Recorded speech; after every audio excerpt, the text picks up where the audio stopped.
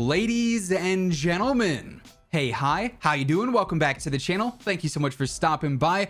We've already talked a lot about how Modern Warfare 2 is going to be seriously changing things up in a lot of ways come launch. Also sort of tethered in there is Warzone 2 as well. And a few days back, Ralph's Valve, a name that we've talked about many times on the channel, put out a new blog talking about even more details on movement and gameplay mechanics that are going to be seeing some serious upgrades or changes with the launch of MW2. So today we're breaking all that down and what it means for the game.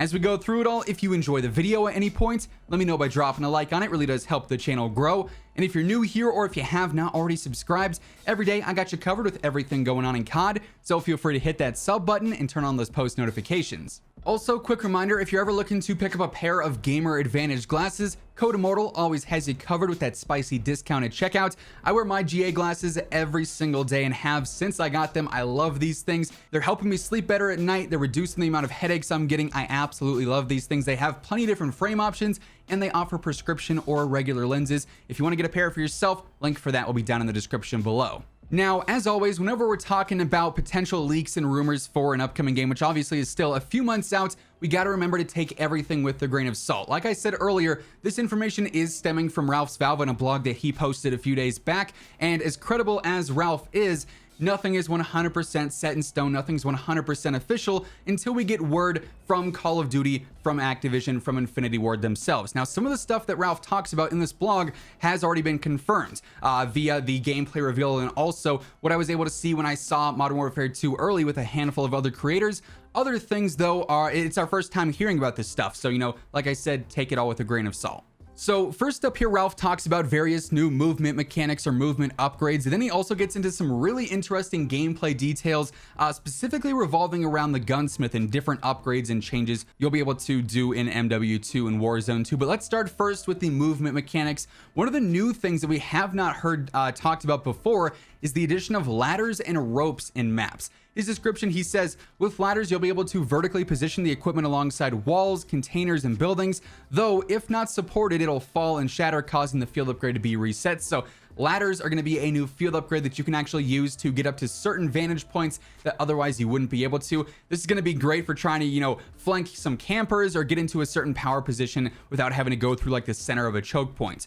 He continues on by saying for ropes, you'll be able to rappel down and scale up buildings with this tool. Whilst rappelling, players can also swing through windows or into collapsed walls. You can also attach the rope to vehicles and players, allowing for a quick getaway for downed players. That would be particularly interesting in Warzone there at the end. Also sounds a little interesting and extreme. I'm very curious to see if that's actually going to be a gameplay element or maybe something they were just testing.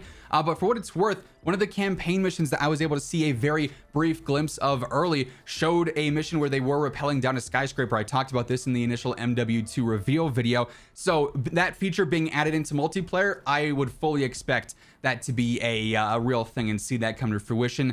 Definitely poses for some interesting tools though, especially on some of the battle maps, which are like these ground war maps. We know one of them takes place in like a downtown area. So that'll be very interesting to see how you can interact with all those buildings with those mechanics. The next thing that Ralph talks about, I'm a little bit intrigued by, but also kind of confused by. It's titled Shifting and Strafing. Strafing lets you move sideways in any direction as well as backwards. That's standard, I think.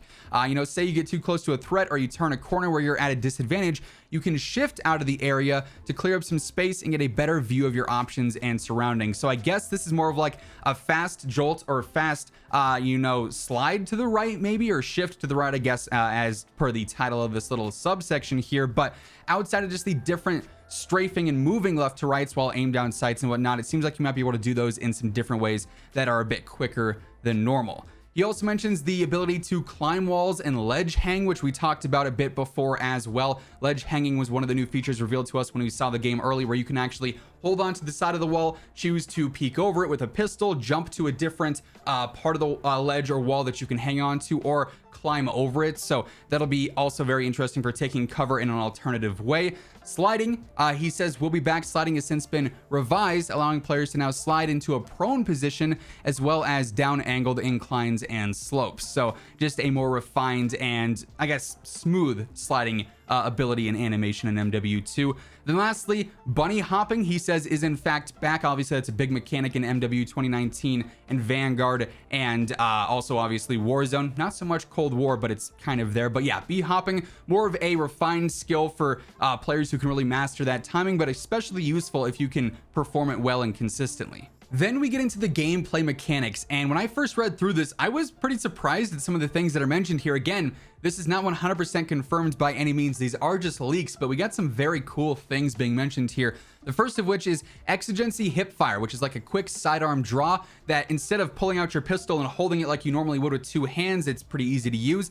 This would be a quick switch to your sidearm with one hand, and it apparently can also be done with lethals. I imagine there's like an accuracy penalty because of that, but could definitely be a fun thing to mess around with, like in SND, for instance. Maybe it's a 1v1. You have to switch to that sidearm quickly. You clutch up with that. Could be pretty cool.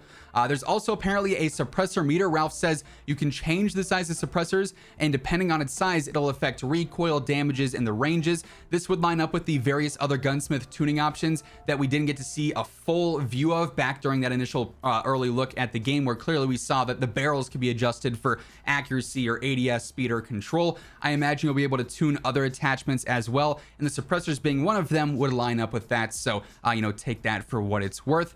He also talks about weapon handling with grips. An operator will have the option of choosing between a set of different tactical handlings and techniques. This can affect the accuracy and the speed of a weapon. Some examples include a magwell grip and a C-clamp grip. To me, this is just like your basic underbarrel and rear grip options for stuff. We'll have to see if there's anything more expanded on that in the future.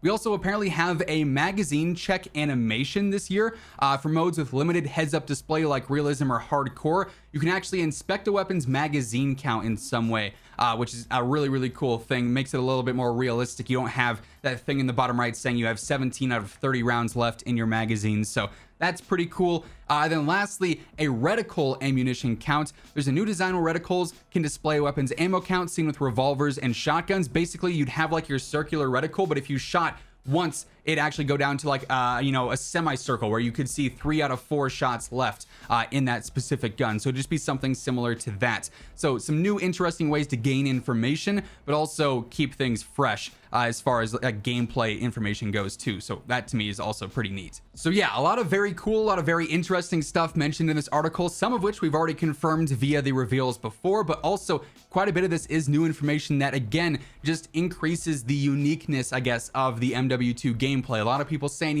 this kind of looks like a copy and paste of MW 2019. Based off of all the reveals, all the leaks, all the rumors up until this point, yeah, it's going to play somewhat similar to MW 2019 and look similar to it, but man, when you get down to the core details, there are so many upgrades, so many new changes here and there that make things different in either small or large ways that it really does feel like this is going to be a very, very fresh take while also staying true to what we loved about MW 2019.